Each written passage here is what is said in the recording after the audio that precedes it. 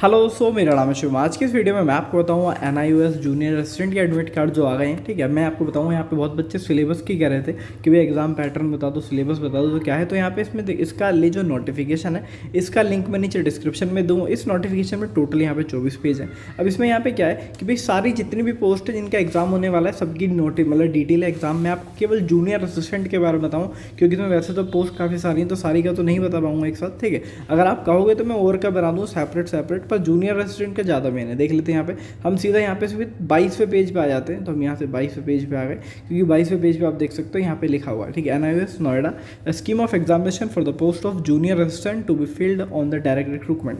सबसे पहले देख लेते हैं यहाँ पे रिटन टेस्ट ऑब्जेक्टिव टाइप है। ठीक है, 2.5 आवर यानी कि 2.5 घंटे का यहाँ पे एग्जाम होगा। टोटल 200 मार्क्स का यहाँ पे होगा। उसके बाद स्किल टेस्ट यहाँ पे 1 घंटे का होगा। यहाँ पे इसमें लिखा है स्किल टेस्ट यानी कि जो टाइपिंग होगी वो यहाँ पे 1 घंटे की होगी जैसे इसमें लिखा है। अगर कुछ और मतलब है तो आप मुझे इसका नीचे कमेंट करके बता दें ताकि मुझे भी पता चल सके।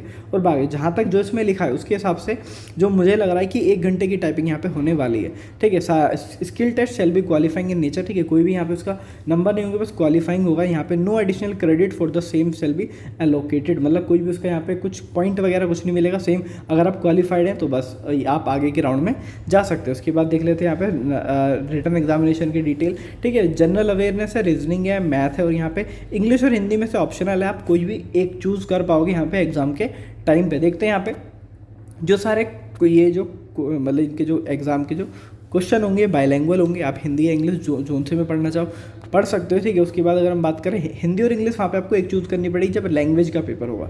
ठीक है, 2.5 घंटे का टोटल 50-50 के यानी कि 200 क्वेश्चन है और 200 ही मार्क्स के हैं। ठीक है, मिनिमम क्वालिफाइंग मार्क्स की बात करते हैं 45% फॉर जनरल एंड EWS के लिए। वैसे minimum qualifying marks in exam में काम करते नहीं है, क्योंकि इन एग्ज़ाम में काफ़ी बच्चे फॉर्म भरते हैं तो इनमें मिनिमम क्वालिफाइंग मार्क्स काम करते है ही नहीं। ठीक है, यहाँ पे देख लेते हैं। उसके बाद स्किल टेस्ट मैंने आपको बताया on the spot typing test है, जो मुझे समझ आ रहा है कि भाई पेपर के बाद यहाँ पे टाइपिंग टेस्ट हो जाएगा। ठीक है, qualifying speed shall be not less than 6000 की पर डिप्रेशन। ठीक है, मतलब आपके पास मतलब आपको 1 घंटे में 6000 की दबानी होगी, यानी कि जैसे आपने लिखा दा THE दा और प्लस में एक स्पेस, तो ये आपकी 4 की डिप्रेशन पर आवर, मतलब 4 हो गए। ठीक है, ऐसे करके आपको 6000 की डिप्रेशन पर आवर जो भी वो मटेरियल देंगे उसके हिसाब से यहाँ पे आपको लिखना पड़ेगा। ड्यूरेशन इन्होंने 1 घंटे की बता रखी है।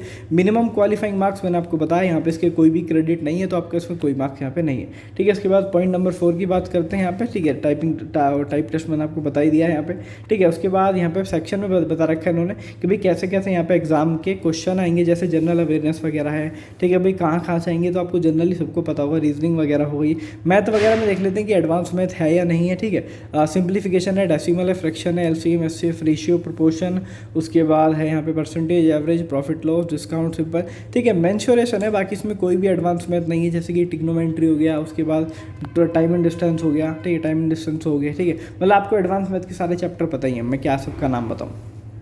ठीक है, उसके बाद देख लेते हैं जनरल अवेयरनेस। जो जनरल इंस्ट्रक्शन मैंने आपको सारी बताई दी है यहाँ पे हिंदी और इंग्लिश में से। यहाँ जो एग्जाम होंगे वो बाइलैंग्वेज में होगा। आपके पास एक चॉइस होगी भाई, जब आप इंग्लिश हो, देखो जैसे सपोज मैं आपको बताता हूँ कि भाई GK का जो क्वेश्चन है उसमें हिंदी और इंग्लिश आप दोनों में से कोई भी चूज़ कर सकते हो। लेकिन जो चौथा सेक्शन आएगा इंग्लिश और हिंदी का, उसमें आपको चूज़ करना पड़ेगा कि आप हिंदी देना चाहते हो या आप इंग्लिश देना चाहते हो। तो वहाँ पर आप चूज़ कर लेना जो भी लैंग्वेज आपको लगती हो कि मुझे आसान है। ठीक है, उसके बाद अगर हम बात करें नेगेटिव मार्किंग 1/4 की होती है जो सब जगह है फिलहाल। ठीक है, वैसे दिल्ली पुलिस में 1/2 की थी। ठीक है, कहीं कहीं 1/3 और ये इसमें तो 1 यानी कि पहले का ही फॉर्म है, आपको पता ही चल रहा होगा। ठीक है, 1/4 की यहाँ पे नेगेटिव मार्किंग है। ठीक है, और इसमें कुछ खास इन्फॉर्मेशन है नहीं, जो मेरे हिसाब से थी वो मैंने आपको बता दी। एग्जाम सेंटर में बता दिए, कहीं भी बताया कि अगर एग्जाम मतलब कोई से 2 कैंडिडेट उनके मार्क्स अगर सिमिलर आ गए तो यहाँ पे प्रेफरेंस वाइज सबसे पहले उसके 12th के मार्क्स देखे जाएंगे, अगर वो भी सेम हुए। फिर उसके बाद 10th के देखे जाएंगे, अगर वो भी सेम हुए। उसके बाद एज देखी जाएगी, अगर वो भी सेम हुई तो यहाँ पे क्या नाम है आपके नेम वगैरह देखे जाएंगे, उन्हें अल्फ़ाबेटिक ऑर्डर यहाँ पे देखे जाएंगे।